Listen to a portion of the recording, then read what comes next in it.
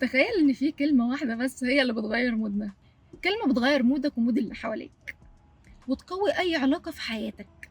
الكلمة دي مش اختراع على فكرة، ولا ريد بول ولا اي حاجة تانية. الكلمة دي موجودة منذ قديم الازل وقوية قوي وليها سحر غير عادي، بس للأسف كتير مننا بينساها. انت عارفين ايه هي؟ كلمة شكرا. احنا النهاردة هنتكلم عن كلمة شكرا يا جماعة في فيديو اهو ما بنقولش فيه حاجات عن العنف والنكد. تعالوا يلا شوفوا كلمة شكرا بالنسبة لنا ايه. كلمة بتبني بيوت، كلمة بتأسس علاقات، كلمة بتحسسنا ان احنا حلوين قوي، كلمة بتحسسنا ان احنا بني ادمين، كلمة بتصالح اللي اتكسر قدامك، كلمة بتزرع حاجات كتير احنا عايزين نزرعها في حياتنا في حياة غيرنا، كلمة بتزرع السعادة في القلوب وبترمم الحاجات اللي موجوعة والمكسورة مننا. ايوه زي ما بقولك كده، الكلمة دي موجودة يا جماعة صدقوني، بس انتوا مش بتستخدموها. صدقوني الكلمة دي كلمة شكرا. تعالوا يلا شوفوا حكايتها. ايه معنى كلمة شكرا؟ شكرا معناها الامتنان والتعبير عن حد عمل حاجة فبقول له ايه شكرا. يعني الشكر تعبير داخلي جميل بيعبر عن الامتنان عن شخص عمل لي حاجة، فانا بالتالي بقول له ايه شكرا. يعني انا دلوقتي واحد معدي دلوقتي جنبي بالعربية، هو شكل العربية هتضحكني بقول له شكرا. واحد معدي جنبي بفراري او بورش اقول له شكرا، بحب اتفرج عليهم. فهو فعل حصل جنبي فبالتالي هو بيبسطني. وفي البدايه الشكر كان بيستخدم بس ايه للامتنان لربنا بس، يعني ما ينفعش غير اشكر ربنا بس، ما ينفعش اشكر اشخاص. فبالتالي حصل تطور يا جماعه ان احنا ابتدينا نشكر ناس. ده انا بشكر واحد معدي بالبورش جنبي. هي كلمه ذات اصول عربيه اصيله تستخدم في جميع انحاء العالم للتعبير عن التقدير والامتنان والاحترام. يعني العالم كله بيستخدمها، يعني منذ الازل البشر كده بيستخدموها، الحيوانات يا جماعه بيستخدموها لبعض تعبير للشكر. يعني ايه هي معاني كلمه شكرا؟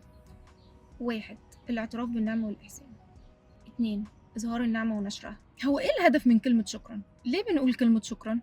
التعبير عن الامتنان والتقدير، بس بيكون في وراها ايه حاجات ايه على اللونج تيرم كده. انا بشكرك عشان انا ايه في حاجه بعدها، مش عشان خاطر مصلحه صدقني، عشان خاطر بعبر لك ان انا ممتنه ومقدره اللي انت بتعمله فبالتالي انا بشكرك.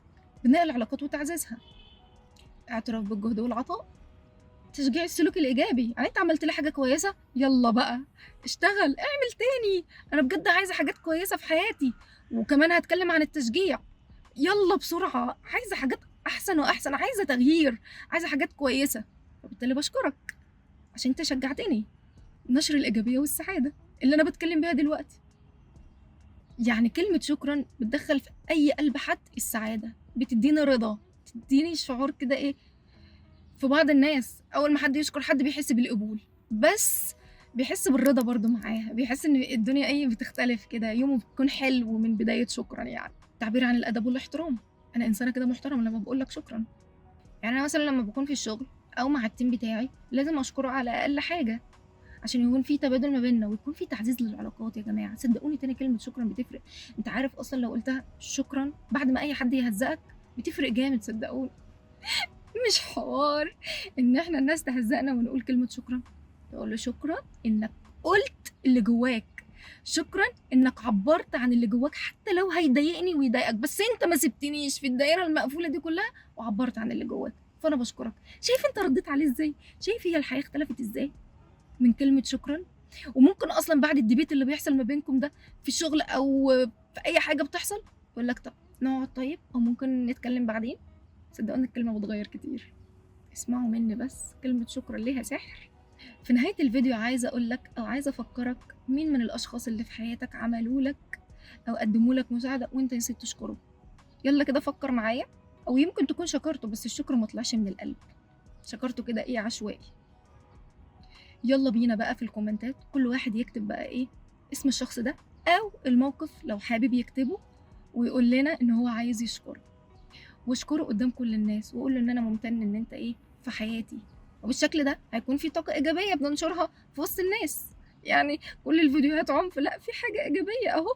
ولو الفيديو ده خلاك تحس بقيمه الشكر او تغيير داخلي جواك او بمعنى الكلمه، يلا بقى استنى ايه، اعمل لايك، فولو، سبسكرايب، كومنت وشير بقى لكل اصحابك، لان انت ممكن تكون سبب في ان حد يشكرك او انت تكون سبب ان حد يشكر حد. او ان انت تكون سبب ان انت تغير موده وتدخله طاقة ايجابية في حياته. ما تنساش زي ما قلت لك تعمل سبسكرايب وفولو والحاجات دي كلها للبرنامج اللي انا ما بحبش اقولها اصلا، عشان تشوف الفيديوهات الجاية، لان ممكن الفيديوهات الجاية تغير حتى لو 1% من حياتك، وهتغير حاجات كتير بسيطة في حياتك قوي، بس هتخلي الحاجات البسيطة دي ليها تأثير عظيم في حياتك. ويلا بقى خلينا نقول إن الشكر عادة مش مجرد كلمة. اصحى الصبح كده اشكر ربنا على كل حاجة، انت وماشي كده اشكر ربنا، اطلب معونته، اطلب رحمته، اطلب ان هو يكون موجود معاك سندك. الشكر ده اجمد حاجة في الكون كلها. يلا بقى زي ما قلت لكم، الشكر عادة مش مجرد كلمة.